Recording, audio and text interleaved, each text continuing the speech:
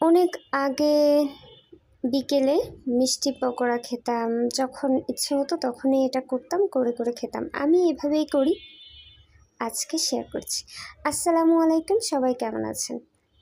আজ আমি মিষ্টি পকোড়া বানাবো, সেজন্য আটা, লবণ আর একটা ডিম, চিনি এগুলো মাখিয়ে তারপর কড়াই তেল গরম করে দিয়ে দিলাম, ভেজে নিলাম, বাস হয়ে গেল আমার মিষ্টি পকোড়া। আপনারা কে কী খান জানাবেন।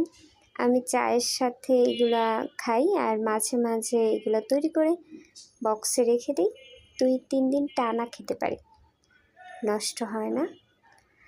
কাঁচের জারে ভরে রাখলে বা বক্সেও রাখলে চলে, ছোট ছোট আইসক্রিম বক্স থাকে না, আপনাদের সুবিধা যেটাতে হয় সেটাতেই রাখবেন, খেতে পারবেন আমার মতো। কে কে মিষ্টি পকোড়া খান নাকি ঝাল? আমার কাছে মিষ্টিটা ভালো লাগে, ঝালটা আমি বেশি খাই না। আপনারা জানাবেন, আপনারা মিষ্টি পকোড়া বেশি খান চায়ের সাথে নাকি ঝালটা? ধন্যবাদ সবাইকে, ভালো থাকুন, সুস্থ থাকুন, সুন্দর থাকুন।